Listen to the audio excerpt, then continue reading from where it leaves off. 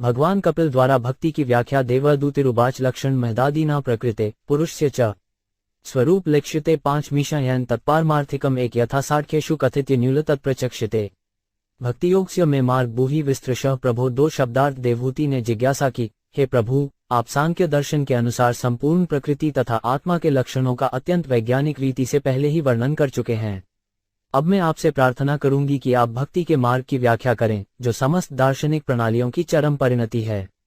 तात्पर्य: इसी 29वें अध्याय में भक्ति की महिमा की विस्तृत व्याख्या की गई है। साथ ही बद्धजीव पर काल के प्रभाव का भी वर्णन हुआ है। काल के प्रभाव का विस्तार से वर्णन करने का उद्देश्य बद्धजीव को उसके भौतिक कार्यकलापों से विरत करना है, जिन्हें केवल समय का अपव्यय माना जाता है। पिछले अध्याय में प्रकृति, आत्मा तथा परमेश्वर या परमात्मा का विश्लेषणात्मक अध्ययन प्रस्तुत किया जा चुका है और इस अध्याय में भक्ति योग अथवा भक्ति के सिद्धांतों भगवान तथा जीव के बीच नित्य संबंध होने के कारण कार्यों के निष्पादन की व्याख्या की गई है। भक्ति योग अथवा भक्ति समस्त दर्शन पद्धतियों का मूल सिद्धांत है। जिस किसी दर्शन का लक्ष्य भगवत भक्ति नहीं है, वह मात्र कपोल कल्पना है। किंतु इसमें भी संदेह नहीं कि बिना दार्शनिक आधार के भक्ति योग न्यूनाधिक भावावेश है।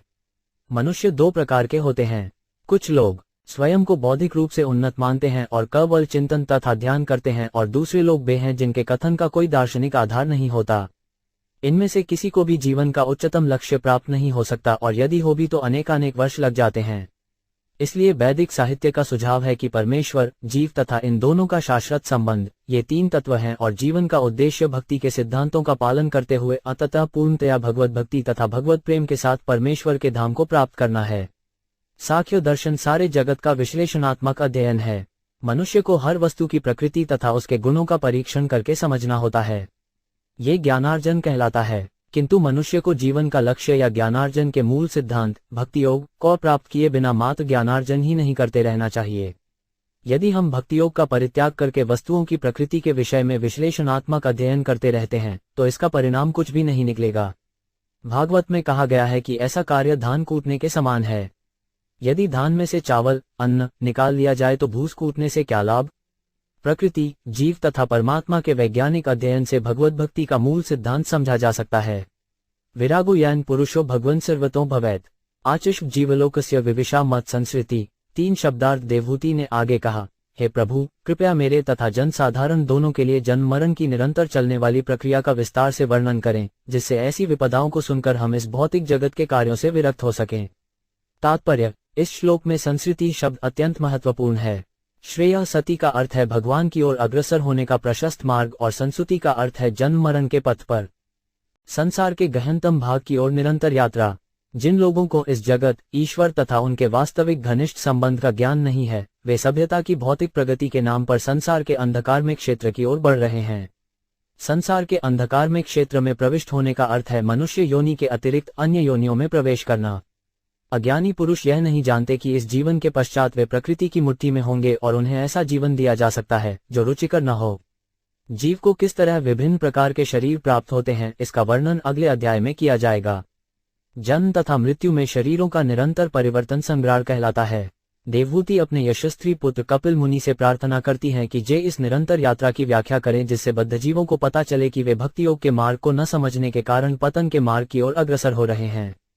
कालस्य स्वरूपस्य परेशां चर परस्य ते स्वरूप बद कुर्वति यदेतो कुशलम जना। चार शब्दार्थ। कृपया काल का भी वर्णन करें जो आपके स्वरूप का प्रतिनिधित्व करता है और जिसके प्रभाव से सामान्य जन पुण्य कर्म करने में प्रवृत्त होते हैं। तात्पर्य: सौभाग्य के पथ तथा अज्ञान के गहन क्षेत्र के मार्ग के विषय में कोई कितना ही अज्ञानी क्यों न रहे, किंतु प्रत्येक व्यक्ति शाश्वत काल के प्रभाव से परिचित है, जो हमारे समस्त कर्मों के फल को नी गल जाने वाला है। ज्यों ही शरीर जन्म लेता है, उस पर काल का प्रभाव चालू हो जाता है। शरीर के जन्म की तिथि से ही मृत्यु का प्रभाव कार्य करने लगता है। आयु बढ़ने के साथ ही शरीर पर काल का प्रभाव बढ़ता जाता है। यदि मनुष्य 30 या 50 वर्ष का है, तो काल उसकी जीवन अवधि का 30 या 50 वर्ष निगल चुका होता है। प्रत्येक व्यक्ति जीवन को उस अंतिम अवस्था से अवगत है जब उससे मृत्यु के क्रूर हाथों में जाना होगा, किंतु कुछ लोग अपनी आयु तथा परिस्थितियों पर विचार करके काल के प्रभाव से चिंतित होकर स्वयं को पुण्यकर्मों में प्रवृत्त करते हैं, जिससे भविष्य में उन्हें किसी निम्न परिवार या पशुयोनि में न जाना पड़े। सामान्यतया लोग इंद्रिय सुख के प्रति आसक्त रहते हैं, अतः वे स्वर्गलोक जाना चाहते हैं। फलत वे किसी परोपकार या अन्य पुण्य कार्य में लग जाते हैं, किंतु जैसा कि भगवद्गीता में कहा गया है, जन्म तथा मृत्यु के चक्र से किसी को छुटकारा नहीं मिल पाता, भले ही कोई सर्वोच्च लोक ब्रह्मलोक क्यों न चला जाए। कईयों की काल का प्रभाव इस भौतिक जगत में सर्वत्र उपस्थित है। हाँ, आध्यात्मिक जगत में काल का कोई प्रभाव नहीं होता। लोकस्य मिथ्याभिमतेर्चक्षुष्विर प्रसूत्स्य तमस्य नाश्रये श्रांतस्त कर्मस्वनुविद्वा धिया त्वमाविरासी किल योग भास्कर 75 शब्दार्थ। हे भगवान, आप सूर्य के समान हैं, क्योंकि आप जीवों के बद्ध जीवन के अंधकार को प्रकाशित करने वाले हैं। उनके ज्ञान चक्षु बंद होने से वे आपके आश्रय के बिना उस अंधकार में लगातार सुप्त पड़े हुए हैं। फलत वे अपने कर्मों के कार्य कारण प्रभाव से झूठे ही व्यस्त रहते हैं और अत्यंत थके हुए प्रतीत होते हैं। तात्पर्य, ऐसा प्रतीत होता है कि भगवान कपिल देव की महिमामयी माता श्रीमती देवहूति उन सामान्य जनों की दयनीय स्थिति के प्रति अत्यंत कृपालु हैं, जो जीवन का लक्ष्य न जानते हुए मोह के गहन अंधकार में सुप्त पड़े हुए हैं। एक वैष्णव या भगवत भक्त की यह सामान्य भावना होती है कि वह उन्हें जगाए। इसी प्रकार देवहूति अपने यशस्वी पुत्र से बद्ध जीवों के जीवन को प्रकाशित करने की प्रार्थना कर रही हैं, जिससे उन सबको अत्यंत दयनीय जीवन दशा का अंत हो। भगवान को योग भास्कर अर्थात समस्त योग पद्धतियों को सूर्य खा गया है। देवहूति अपने यशस्वी पुत्र से भक्ति योग का वर्णन करने का पहले ही अनुरोध कर चुकी थीं और भगवान ने भक्ति योग का चरम योग पद्धति के रूप में वर्णन किया है। भक्ति योग उन बद्ध जीवों के उद्धार के लिए सूर्य के प्रकाश तुल्य है, जिनकी सामान्य दशा का यहाँ वर्णन हुआ है। उनके पास अपना हित देख पाने के लिए आंखें नहीं हैं। वे यह नहीं जानते कि जीवन का लक्ष्य भौतिक आवश्यकताओं की वृद्धि करना नहीं है, क्योंकि शरीर कुछ वर्षों से अधिक नहीं रह सकता। जीव तो शाश्वत हैं और उनकी आवश्यकताएं शाश्वत हैं। यदि मनुष्य केवल शरीर की आवश्यकताओं को पूरा करने में लगा रहे और जीवन को शाश्वत आवश्यकताओं को अनदेखी करता चले, तो वह उस सभ्यता का अंश होगा जिसकी प्रगति जीवों को अज्ञान के अंधकार में क्षेत्र में डाल देती है। उस अंधकार में क्षेत्र में रहते हुए उसका किसी प्रकार की नवचेतना नहीं पाता, अपितु वह धीरे धीरे थकता जाता है। वो इस थकान को दूर करने के लिए अनेक साधन खोजता है, किंतु असफल होता है और निराश रहा आता है। जीवन संघर्ष में इस थकान को मिटाने का एकमात्र उपाय भक्ति मार्ग अथवा कृष्ण भावनामृत का मार्ग है। मैत्रेय उवाच इति मातुर्वच एल्ष्ण प्रतिनद्य महामुनि आभाषे कुरुश्रेष्ठ प्रीतस्ता करुणार्दित 6 शब्दार्थ। श्री मैत्रेय ने कहा, हे कुरुश्रेष्ठ, अपनी महिमामयी माता के शब्दों से प्रसन्न होकर तथा अत्यधिक अनुकंपा से द्रवित होकर महामुनि कपिल इस प्रकार बोले। तात्पर्य, भगवान कपिल अपनी माता की प्रार्थना से अत्यधिक प्रसन्न हुए, कईयों की वे अपने व्यक्तिगत मोक्ष के प्रति उतनी चिंतित न थीं जितनी कि पतित बद्ध जीवों के प्रति चिंतित थीं। भगवान इस जगत की पतितात्माओं पर सदैव कृपालु रहते हैं, अतः उनका उद्धार करने के लिए वे या तो स्वयं अवतरित होते हैं या अपने विश्वासपात दासों को भेजते हैं। चूंकि वे निरंतर उनके प्रति सदैव रहते हैं, अतः यदि उनका कोई भक्त भी उन सबों के प्रति दयालु हो उठता है, तो वे भक्तों से अत्यंत प्रसन्न होते हैं। भगवद गीता में स्पष्ट कहा गया है कि जो लोग पतितात्माओं को भगवद गीता के इस निष्कर्ष का कि भगवान के प्रति पूर्ण समर्पण करो उपदेश देकर उन्हें उठाने का प्रयत्न करते हैं, वे भगवान को अत्यंत प्रिय हैं। अतः जब भगवान ने देखा कि उनकी माता पतित जीवों के प्रति अत्यंत सदय हैं, तो वे प्रसन्न हुए और वे उन पर अत्यंत कृपालु हो गए। श्री भगवानुवाच भक्तियोगो बहुविशो मार्गैर्भामिनी भाव्यते स्वभाव गुण मार्गेन पुंसा भावो विभिद्यते 7 शब्दार्थ। भगवान कपिल ने उत्तर दिया, हे भामिनी, साधक के विभिन्न गुणों के अनुसार भक्ति के अनेक मार्ग हैं। तात्पर्य, कृष्ण भावना भावित होकर शुद्ध भक्ति केवल एक है। कईयों की शुद्ध भक्ति में भक्त भगवान से किसी भी मांग को पूरा करने के लिए नहीं कहता, किंतु सामान्य रूप से लोग इस प्रयोजन से भक्ति करते हैं। जैसा कि भगवद गीता में कहा गया है, जो लोग शुद्ध नहीं हैं, वे 4 प्रकार के प्रयोजनों से भक्ति करते हैं। कोई व्यक्ति भौतिक परिस्थितियों से पीड़ित होकर भगवान का भक्त बनता है और अपना कष्ट दूर करने के लिए भगवान के पास जाता है। जिस व्यक्ति को धन की कमी होती है, वे भगवान के पास पहुंचकर अपनी आर्थिक स्थिति को सुधारने के लिए याचना करता है। अन्य लोग, जिन्हें कोई कष्ट नहीं है अथवा आर्थिक सहायता की आवश्यकता नहीं होती, वे परम सत्य को जानने के लिए ज्ञान की खोज में रहते हैं। वे भी भक्ति स्वीकार करके भगवान के स्वभाव के विषय में जिज्ञासा करते हैं। भगवद गीता 7.16 में इसका सुंदर वर्णन मिलता है। वस्तुतः भक्ति मार्ग अद्वितीय है, किंतु भक्तों की परिस्थिति के अनुसार भक्ति अनेक प्रकार की प्रतीत होने लगती है, जिसको अगले श्लोक में उत्तम ढंग से समझाया गया है। अभिषंधाय यो हिंसान दंभ मात्स्यमेव वा संरम्भी भिन्न भाव मयि कुर्यात् तामसः 8 शब्दार्थ। ईर्ष्यालु, अहंकारी, हिंस्त्र तथा क्रोधी और पृथकतावादी व्यक्ति द्वारा की गई भक्ति तमोगुण प्रधान मानी जाती है। तात्पर्य, श्रीमद् भागवत के प्रथम स्कंद के 2वें अध्याय में पहले ही कहा जा चुका है कि सर्वोच्च सर्वाधिक यशस्वी धर्म है अहेतु की भक्ति की प्राप्ति। शुद्ध भक्ति का एकमात्र ध्येय भगवान को प्रसन्न करना होना चाहिए। वस्तुतः ये ध्येय नहीं है, ये जीव की शुद्ध अवस्था है। बद्ध अवस्था में रहकर जब कोई भक्ति में प्रवृत्त होता है तो उसे पूर्णतया समर्पित भाव से प्रामाणिक गुरु का आदेश मानना चाहिए। गुरु परमेश्वर का प्रकट प्रतिनिधि होता है क्योंकि वह ईश्वर से आदेश प्राप्त करता है और उन्हें यथारूप प्रस्तुत करता है क्योंकि वे शिष्य परंपरा से चले आते हैं। भगवद गीता में कहा गया है कि उसमें निहित उपदेशों को शिष्य परंपरा से प्राप्त किया जाए, अन्यथा उसमें मिलावट रहती है। श्री भगवान को प्रसन्न रखने के ध्येय से प्रामाणिक गुरु के निर्देशन के अनुसार कर्म करना ही शुद्ध भक्ति है। किंतु यदि उसका ध्येय व्यक्तिगत इंद्रिय तृप्ति हो तो उसकी भक्ति भिन्न प्रकार से प्रकट होती है। ऐसा व्यक्ति हिंसक, दंभी, ईर्ष्यालु तथा क्रोधी हो सकता है और उसके स्वार्थ भगवान से पृथक होते हैं। जो व्यक्ति भगवान के पास भक्तिमय सेवा करने के उद्देश्य से जाता है किंतु अपने व्यक्तित्व के प्रति गर्वित रहता है, अन्यों से ईर्ष्यालु रहता है या प्रतिशोध लेता है, वह क्रोधी होता है। वह अपने को सर्वश्रेष्ठ भक्त समझता है। इस प्रकार की गई भक्ति शुद्धि नहीं होती, यह मिश्रित है और निम्नतम कोटि की अर्थात तामसह है। श्री विश्वनाथ चक्रवर्ती का उपदेश है कि जस वैष्णव का चरित्र अच्छा हो उससे दूर रहना चाहिए। वैष्णव वह है जो भगवान को जीवन का परम लक्ष्य मानता है, किंतु यदि कोई शुद्ध नहीं है और कायनाएं रखता है तो वह उत्तम चरित्र वाला प्रथम कोटि का वैष्णव नहीं है। ऐसे वैष्णव का आदर किया जा सकता है क्योंकि उसने भगवान को जीवन का परम लक्ष्य मान लिया है। किंतु जो वैष्णव तमोगुणी तामसी हो उसकी संगति नहीं करनी चाहिए। विषयान्भिषंधाय यश्य ऐश्वर्य वा अर्चादावचयेद्यो माप्रित भाव सराज सह 9 शब्दार्थ मंदिर में एक पृथकतावादी द्वारा भौतिक भोग, यश तथा ऐश्वर्य के प्रयोजन से की जाने वाली विग्रह पूजा रजोगुणी भक्ति है। तात्पर्य: पृथकतावादी शब्द को सही ढंग से समझना होगा। संस्कृत में इसके लिए भिन्न हक तथा पतकु भाव शब्द मिलते हैं। पृथकतावादी वह है जो परमेश्वर के हित से अपने हित स्वार्थ को पृथक देखता है। मिश्रित भक्त अथवा रजोगुणी तथा तमोगुणी भक्त सोचते हैं कि भगवान का स्वार्थ भक्तों के आदेशों को पूर्ति करने में है। ऐसे भक्तों का स्वार्थ इसमें रहता है कि अपनी इंद्रिय तृप्ति के लिए भगवान से अधिक भगवान से प्राप्त कर लिया जाए। यही पृथकतावादी मानसिकता है। वस्तुतः पिछले अध्याय में शुद्ध भक्ति की व्याख्या हुई है। इसमें भगवान का मन तथा भक्त के मन को एक दूसरे के अनुसार होना चाहिए। भक्त को केवल भगवान की इच्छाओं को पूरा करने के सिवाय और कुछ कामना नहीं करनी चाहिए। यही एकात्मता है। जब भक्त का स्वार्थ परमेश्वर के स्वार्थ से भिन्न होता है तो किए बिना उसकी मानसिकता पृथकतावादी जैसी होती है। जब भक्त भगवान की परवाह किए बिना भौतिक सुख भोगना चाहता है अथवा भगवान को कृपा का उपयोग करके प्रसिद्ध या ऐश्वर्यवान बनना चाहता है तो वह रजोगुणी है। किंतु मायावादी इस पृथकतावादी शब्द की विवेचना भिन्न रूप से करते हैं। उनका कहना है कि भगवान को पूजा करते समय मनुष्य को अपने आप को परमेश्वर से एक हुआ सोचना चाहिए। प्रकृति के गुणों के अंतर्गत भक्ति का यह अन्य मिश्रित भ्रष्ट रूप है। यह वह चार की जीव परमात्मा से एकाकार है, तमोगुण है। वस्तुतः एकत्व या तादात्म्य रुचि स्वार्थ के एकत्व पर आधारित है।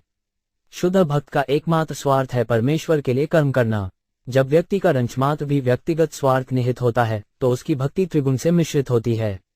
कर्मणि हरिमुदीय परस्मिवा तदर्पणम यजेद्यष्ट्व्यमिति वा पृथभाव स सात्विक 10 शब्दार्थ। जब भक्त भगवान की पूजा करता है और अपने कर्मों की त्रुटि से मुक्त होने के लिए अपने कर्मफलों को अर्पित करता है तो उसकी भक्ति सात्विक होती है। तात्पर्य: ब्राह्मण, क्षत्रिय, वैश्य तथा शूद्र ये 4 वर्ण तथा ब्रह्मचारी, गृहस्थ, वानप्रस्थ तथा सन्यासी ये 4 आश्रम, इन 8 विभागों के अपने अपने कर्म हैं जिन्हें भगवान को प्रसन्न करने के लिए संपन्न करना होता है। जब ऐसे कार्यों को संपन्न करके इनके फलों को परमेश्वर को अर्पित कर दिया जाता है तो वे कर्मानुनम कहलाते हैं।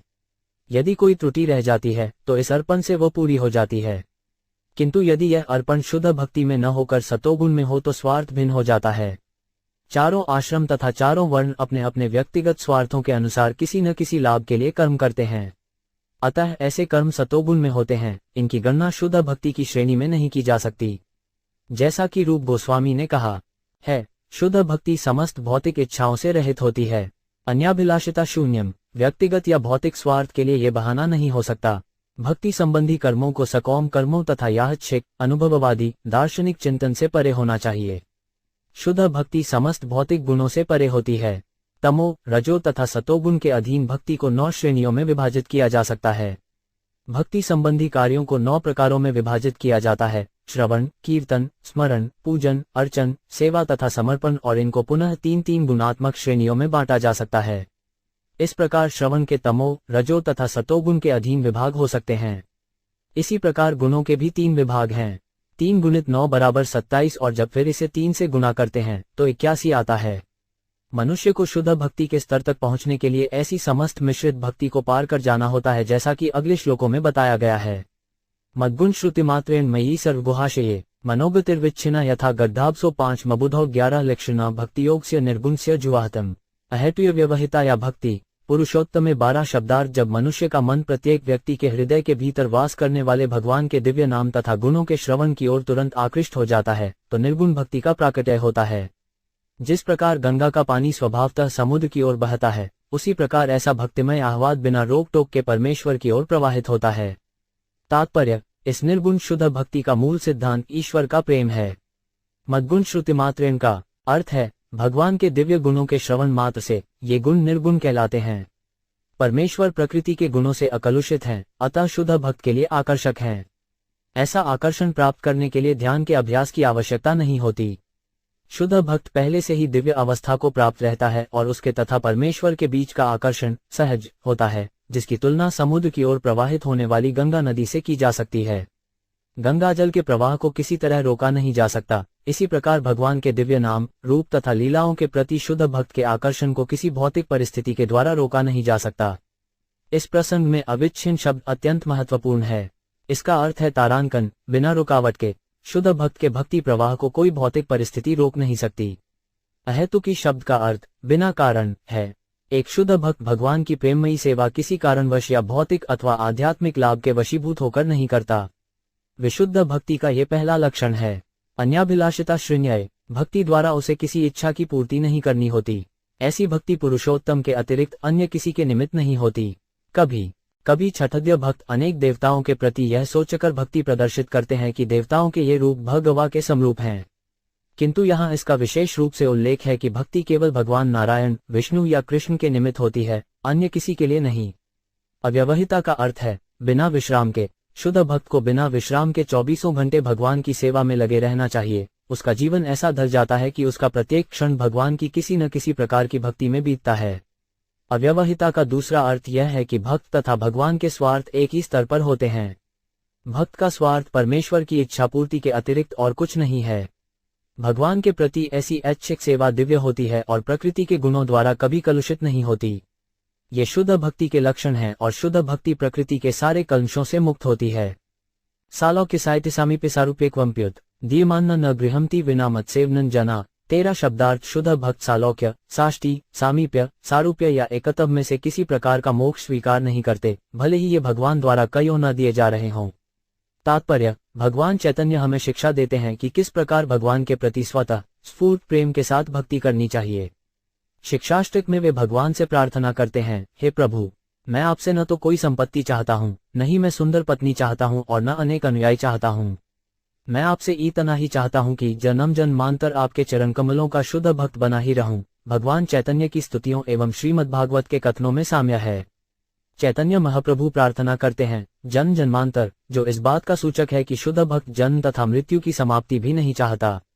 योगी तथा याहच्छिक दार्शनिक जन्म तथा मृत्यु की प्रक्रिया का अंत चाहते हैं, किंतु शुद्ध भक्त तो इस भौतिक जगत में रहकर भक्ति करना चाहता है। यहाँ स्पष्ट उल्लेख है कि शुद्ध भक्त एकत्व अर्थात भगवान से तदाकार नहीं चाहता, जैसा कि निर्विशेषवादी, मन चिंतक तथा ध्यानकर्ता कामना करते रहते हैं। परमेश्वर के साथ एक होना शुद्ध भक्त को स्वप्न में भी नहीं सूझता। कभी कभी वो भगवान की सेवा करने के उद्देश्य से बैकुंठलोक जाना स्वीकार कर लेता है, किंतु वो ब्रह्मतेज में लीन होने का मन में विचार तक नहीं लाता, क्योंकि इसे वह नरक से भी निकृष्ट मानता है। ऐसे एकत्व अर्थात ब्रह्मतेज में लीन होने को कैवल्य कहते हैं, किंतु कैवल्य से प्राप्त सुख शुद्ध भक्त के लिए नारकीय है। भक्त भगवान की सेवा करने के लिए इतना इच्छुक रहता है कि उसके लिए 5 प्रकार के मोक्ष कोई महत्व नहीं रखते। यदि कोई भगवान की शुद्ध प्रेमा भक्ति में संलग्न है तो यह माना जाता है कि उसने 5 प्रकार के मोक्ष पहले ही प्राप्त कर लिए हैं। पूर्ण विराम। जब भक्त वैकुंठलोक जाता है तो उसे 4 प्रकार की सुविधाएं प्राप्त होती हैं। इनमें से एक है सालोक्य अर्थात भगवान के ही लोक में वास करना। भगवान अपने विभिन्न पूर्ण अंशों में असंख्य वैकुंठलोकों में निवास करते हैं, जिनमें कृष्णलोक प्रमुख है। जिस प्रकार भौतिक ब्रह्मांड के भीतर सूर्यलोक मुख्य लोक है, उसी तरह वैकुंठलोकों में कृष्णलोक प्रमुख है। कृष्णलोक से भगवान कृष्ण का शारीरिक तेज दिव्यलोक तथा भौतिक जगत में फैलता है, किंतु भौतिक जगत में ये पदार्थ से ढका रहता है। दिव्यलोक में असंख्य वैकुंठलोक हैं और इनमें से प्रत्येक के अधिष्ठाता देव भी भगवान ही हैं। भक्त को बैकुंठ में भगवान के साथ रहने के लिए भेज दिया जाता है। 60 मोक्ष में भक्त का ऐश्वर्य भगवान के ऐश्वर्य के तुल्य होता है। सामीप्य का अर्थ है भगवान का साक्षात पार्षद होना। सारूप्य मोक्ष में भक्त का स्वरूप केवल 2-3 लक्षणों को छोड़कर भगवान जैसा ही होता है। उदाहरणार्थ, श्रीवत्स के द्वारा भगवान अपने भक्त से पृथक हैं। शुद्ध भक्त इन 5 प्रकार के मोक्षों को प्रदान किए जाने पर भी स्वीकार नहीं करता। वो भौतिक लाभों की कामना नहीं करता, क्योंकि आध्यात्मिक लाभों की तुलना में ये नगण्य होते हैं।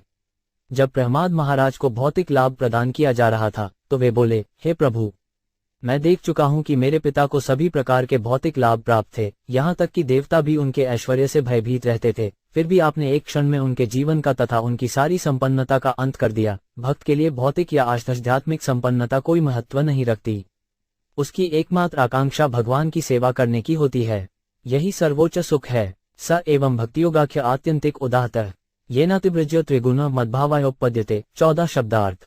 जैसा कि मैं बता चुका हूँ, भक्ति का उच्च पद प्राप्त करके मनुष्य प्रकृति के तीनों गुणों के प्रभाव को लांघ सकता है और दिव्य पद पर स्थित हो सकता है, जिस तरह भगवान हैं।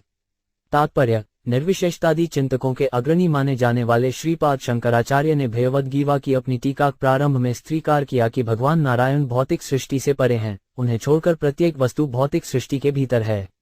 वैदिक साहित्य में भी इसी को पुष्टि हुई है कि सृष्टि के पूर्व केवल नारायण थे, तब न तो ब्रह्मा थे न शिव। केवल नारायण या पूर्ण पुरुषोत्तम भगवान विष्णु या कृष्ण सदैव भौतिक सृष्टि के प्रभाव के परे दिव्य पद में रहते हैं। भगवान की स्थिति को सतो, रजो तथा तमोगुण प्रभावित नहीं कर पाते, इसलिए जे निर्गुण भौतिक गुणों के सभी प्रभावों से मुक्त कहलाते हैं।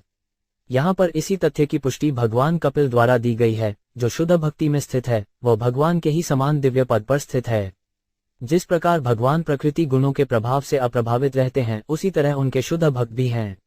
जो प्रकृति के 3 गुणों से प्रभावित नहीं होता, वो मुक्त जीव या ब्रह्मभूत कहलाता है। ब्रह्मभूता प्रसन्नात्मा मुक्ति की अवस्था है। ब्रह्मापि, मैं ये शरीर नहीं हूँ, ये कथन उस व्यक्ति पर लागू होता है जो निरंतर कृष्ण की भक्ति में लगा रहता है और इस तरह दिव्य अवस्था में रहता है। वो प्रकृति के 3 गुणों के प्रभाव से ऊपर रहता है। ये तो निर्विशेषवादियों की भ्रांत धारणा है कि मनुष्य ईश्वर या ब्रह्मा के किसी काल्पनिक रूप को पूजा कर सकता है और अंत में ब्रह्मतेज में लीन हो जाता है।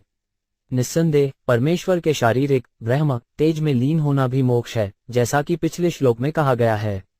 एकतव भी मोक्ष है, किंतु कोई भी भक्त इस प्रकार के मोक्ष को अंगीकार नहीं करता, क्योंकि जो ही कोई भक्ति में स्थित होता है उसे तुरंत एकात्म प्राप्त हो जाता है। भक्त के लिए ऐसा एकात्म, जो निर्गुण मोक्ष का प्रतिफल है, पहले से प्राप्त रहता है। उसे इसके लिए अलग से प्रयत्न नहीं करना होता। यहाँ पर स्पष्ट कहा गया है कि शुद्ध भक्ति से ही मनुष्य भगवान के समान हो जाता है। निषेवितेना निमितेन स्वधर्मेण मह्यसा क्रियायोगेन शस्तेन नातेहिन स्त्रेन नित्यश। 157 शब्दार्थ। भक्त को अपने नियत कार्यों को संपन्न करना चाहिए, जो यशस्वी हों और बिना किसी भौतिक लाभ के हों। उसे अधिक हिंसा किए बिना अपने भक्ति कार्य नियमित रूप से करने चाहिए। तात्पर्य, मनुष्य को ब्राह्मण, क्षत्रिय, वैश्य या शूद्र वर्णों के अनुसार अपने नियत कर्म करने होते हैं। भगवद्गीता में भी मानव समाज के 4 विभिन्न वर्णों के नियत कर्मों का वर्णन हुआ है। ब्राह्मणों के कर्म हैं इंद्रियों को वश में करना तथा सरल, स्वच्छ एवं विद्वान भक्त बनना। क्षत्रियों में शासन की प्रवृत्ति होती है, वे युद्ध भूमि में डरते नहीं और दानशील होते हैं। वैश्य अथवा व्यापारी वर्ग व्यापार करते हैं, गायों की रक्षा करते हैं और कृषि उपज में विकास करते रहते हैं। शूद्र अथवा श्रमिक वर्ग उच्चतर जातियों की सेवा करते हैं, क्योंकि वे स्वयं अधिक बुद्धिमान नहीं होते। जैसा कि भगवद्गीता में पुष्टि हुई है, स्वकर्मणा तम अभ्यर्च्य। हर अवस्था में मनुष्य अपने अपने नियत कर्म करता हुआ भगवान की सेवा कर सकता है। ऐसा नहीं है कि केवल ब्राह्मण ही परमेश्वर की सेवा कर सकता है और शूद्र नहीं। कोई भी अपने गुरु अथवा भगवान के प्रतिनिधि के निर्देशन में अपने अपने निर्धारित कर्मों को करता हुआ भगवान की सेवा कर सकता है। किसी को यह नहीं समझना चाहिए कि उसके कर्म निम्न हैं। ब्राह्मण अपनी बुद्धि के प्रयोग से तथा क्षत्रिय अपनी सैन्य चातुरी से भगवान की सेवा कर सकता है, जैसी कि अर्जुन ने कृष्ण की सेवा की। अर्जुन योद्धा था, उसके पास वेदांत या कोई बौद्धिक ग्रंथ पढ़ने के लिए समय नहीं था। ब्रजधाम की अंगनाएं वैश्य जाति में उत्पन्न थीं और बेगायों की रक्षा तथा कृषि कर्म में लगी रहती थीं। कृष्ण के धर्मपिता नंद महाराज तथा उनके सहकर्मी सभी वैश्य थे। वे थोड़े भी शिक्षित नहीं थे, किंतु वे कृष्ण को प्रेम द्वारा तथा प्रत्येक वस्तु उन्हें ही अर्पित करके उनकी सेवा करते थे। इसी प्रकार ऐसे कई उदाहरण हैं जहां चंडाल तक कृष्ण की सेवा करते थे। यही नहीं, विदुर मुनि भी शूद्र समझे जाते थे, क्योंकि इनकी मां शूद्र थी। किंतु उनमें कोई अंतर नहीं माना जाता था, क्योंकि भगवद्गीता में भगवान की घोषणा है कि जो कोई भी भक्ति में लगा रहता है, वह संशय दिव्य पद को प्राप्त होता है। हर एक व्यक्ति का कर्म महत्वपूर्ण है यदि वह निष्काम भाव से भगवान की भक्ति के लिए किया जाए। ऐसी प्रेमा भक्ति अकारण, निबीध तथा इच्छानुसार संपन्न होनी चाहिए। कृष्ण प्रिय हैं और हर एक को उनकी सेवा करनी चाहिए। यही शुद्ध भक्ति है। इस श्लोक का अन्य महत्वपूर्ण पद है नातिहिंक्रेण, कम से कम हिंसा या जीवन की बलि करते हुए। यदि भक्त को हिंसा का सहारा लेना ही पड़े तो आवश्यकता से अधिक नहीं होनी चाहिए। कभी कभी हमसे ये प्रश्न पूछा जाता है, आप मांस न खाने की बात करते हैं किंतु आप शाक खाते हैं, क्या ये हिंसा नहीं है? इसका उत्तर यह है कि शाकाहार हिंसा है और शाकाहारी भी अन्य जीवों की हिंसा कर रहे हैं, क्योंकि शाक में भी जीवन है। अभक्त लोग भोजन के लिए गाय, बकरे तथा न जाने कितने पशुओं को मार रहे हैं और एक शाकाहारी भक्त भी वध करता है। किंतु यहाँ इसका विशेष रूप से उल्लेख है कि प्रत्येक जीव को जीवित रहने के लिए दूसरे जीवों का वध करना पड़ता है। ये प्रकृति का नियम है। जीवो जीवस्य जीवनम, एक जीव दूसरे जीव का जीवन है। किंतु मनुष्य को चाहिए कि जितनी आवश्यक हो उतनी ही हिंसा करे। मनुष्य को ऐसी कोई वस्तु नहीं खानी चाहिए जो भगवान को अर्पित न हुई हो। यज्ञ शिष्टाश्चिन संतः, यज्ञ अर्थात भगवान को अर्पित खाद्य पदार्थ खाने से मनुष्य समस्त पापों से मुक्त हो जाता है। अतः भक्त केवल प्रसाद अथवा भगवान को अर्पित भोजन ही ग्रहण करता है और कृष्ण कहते हैं कि जब भक्त उन पर भक्तिपूर्वक वनस्पति जगत से प्राप्त खाद्य सामग्री अर्पित करता है तो वे उसे खाते हैं। भक्त कृष्ण को वनस्पतियों, शाक से तैयार किया गया भोजन अर्पित करे। यदि भगवान पशुओं से तैयार खाद्य सामग्री चाहते होते तो भक्त उसी की भेंट चढ़ाता, किंतु भगवान ने ऐसा न करने का आदेश दिया है। हमें हिंसा करनी ही पड़ती है, यह एक प्राकृतिक नियम है। किंतु हमें अंधाधुंध हिंसा नहीं करनी चाहिए, केवल उतनी ही करनी चाहिए जितने का भगवान से आदेश प्राप्त है। अर्जुन वध कार्य में लगा रहा और यद्यपि वध करना हिंसा है तो भी उसने कृष्ण की आज्ञा से शत्रुओं का वध किया। इसी प्रकार यदि हम आवश्यकतानुसार भगवान के आदेश से हिंसा करते हैं तो वह नातिहिंसा कहलाती है। हम हिंसा से बच नहीं सकते, किंतु हमें उतनी ही हिंसा करनी चाहिए जितने का आदेश भगवान से प्राप्त है।